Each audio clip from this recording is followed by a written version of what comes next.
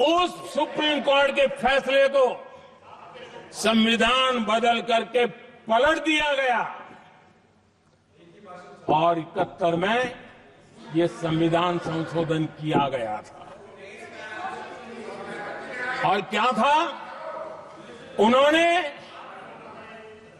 हमारे देश की अदालत के पंख काट दिए थे और यहां पर तो किया था कि संसद संविधान के किसी भी आर्टिकल में जो मर्जी पड़े वो कर सकती है और अदालत उसकी तरफ देख भी नहीं सकती है। अदालत के सारे अधिकारों को छीन लिया गया था। ये पाप 1971 में उस समय की प्रधानमंत्री श्रीमती इंदिरा गांधी ने किया था।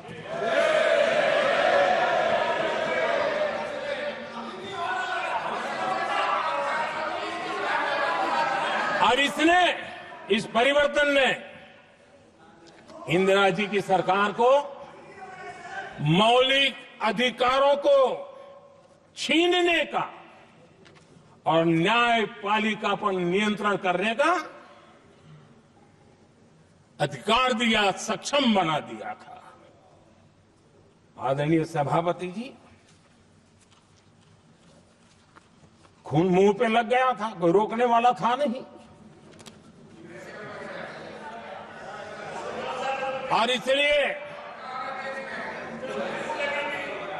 जब इंदिरा जी के चुनाव को गैर रीति के कारण, असंवैधानिक तरीके से चुनाव लड़ने के कारण अदालत ने उनके चुनाव को खारिज कर दिया और उनको एमपी पद छोड़ने की नौबत आई,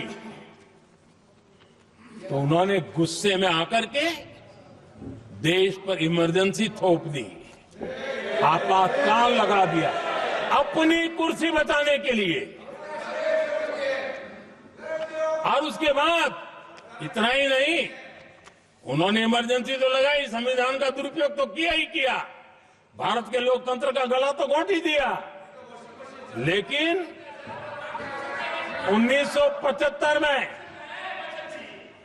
39वां संशोधन किया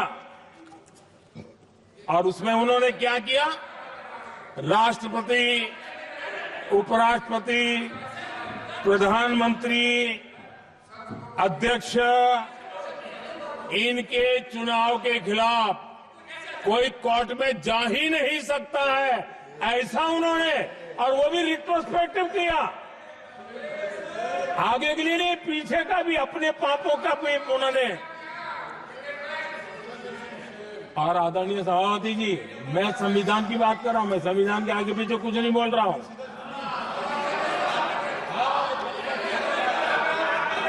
आदरणीय सभापति जी,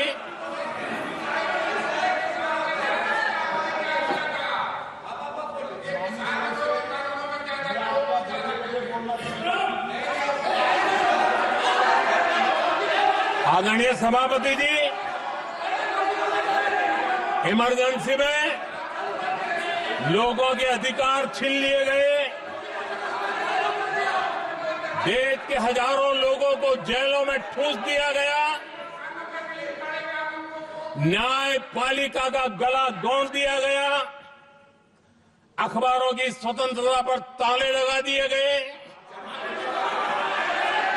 इतना ही नहीं, कमिटेड जुडिशरी, इस विचार को उन्होंने पूरी ताकत दी। और इतना ही नहीं, जिस जस्टिस एच.आर. खन्ना ने उनके चुनाव में उनको खिलाफ जो जजमेंट दिया था, वो इतना गुस्सा भरा था कि जब जस्टिस एच.आर. खन्ना, जो सीनियरिटी के आधार पर सुप्रीम कोर्ट के चीफ जस्टिस बनने थे, जिन्होंने संविधान के सम्मान करते हुए उस पीरियड से इंदिरा जी को सजा दी थी, उन्होंने मुख्य न्यायाधीश नहीं बनने दिया। ये संविधान और अलोकतांत्रिक प्रक्रिया नहीं है।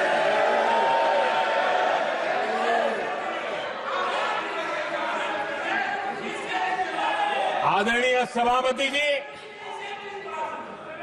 यहां भी ऐसे कई दल बैठे हैं जिनके मुखिया भी सारे जेल में हुआ करते थे। ये इनकी मजबूरी है कि वहां जाके बैठे हैं, उनको भी जेलों में ठूस दिया गया था। आदरणीय सभापति जी, देश पर जुल्म तांडव चल रहा था, निर्दोष लोगों को जेलों में ठूस दिया जाता था, लाठियां बरताई जाती थी, कई लोग जेलों में मौत के शरण हो गए थे और एक निर्दयी सरकार संविधान को चूर चूर करती रही थी। आदरणीय सभापति जी, ये परंपरा यहां नहीं रुकी। जो परंपरा नेहरू जी ने शुरू की थी, जिसको दूसरे प्रधानमंत्री जी इंदिरा जी ने आगे बढ़ाया, क्योंकि खून मुंह पे लग गया था और इसलिए राजीव गांधी जी प्रधानमंत्री बने। उन्होंने संविधान को एक और गंभीर झटका दे दिया। सबको समानता, सबको समानता, सबको न्याय, उस भावना को चोट पहुंचाई। आदरणीय सभापति जी, आपको मालूम है, सुप्रीम कोर्ट ने शाहबानो का जजमेंट दिया था। एक भारत की महिला को न्याय देने का काम संविधान की मर्यादा और स्पिरिट के आधार पर देश की सुप्रीम कोर्ट ने दिया था। एक वृद्ध महिला को उसका हक मिला था सुप्रीम कोर्ट से, लेकिन उस समय के प्रधानमंत्री राजीव गांधी ने शाहबानो की उस भावना को, सुप्रीम कोर्ट की उस भावना को नकार दिया और उन्होंने वोट बैंक की राजनीति के खातिर संविधान की भावना को बलि चढ़ा दिया और कट्टरपंथियों के सामने सर झुकाने का काम कर दिया। उन्होंने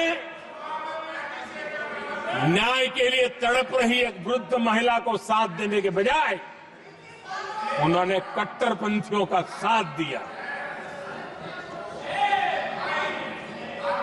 संसद में कानून बना करके सुप्रीम कोर्ट के निर्णय को फिर एक बार पलट दिया गया। आदरणीय सभापति जी, बात वहां से नहीं अटकी है। नेहरू जी ने शुरू किया, इंदिरा जी ने आगे बढ़ाया और राजीव जी ने भी उसको ताकत दी, खाद पानी देने का काम किया। क्यों?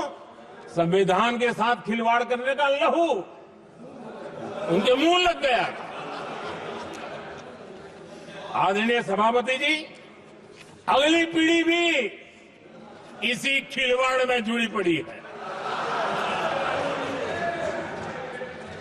एक किताब को मैं कोट कर रहा हूं, उस किताब में जो लिखा गया है और उसमें प्रधानमंत्री उस समय के मेरे पहले जो प्रधानमंत्री थे उनको कोट किया है। उन्होंने कहा है, मुझे यह स्वीकार करना होगा कि पार्टी अध्यक्ष सत्ता का केंद्र है। ये मनमोहन सिंह जी ने कहा है, जो एक किताब में लिखा गया है। मुझे यह स्वीकार करना होगा कि पार्टी अध्यक्ष सत्ता का केंद्र है। सरकार पार्टी के प्रति जवाबदेह है। इतिहास में पहली बार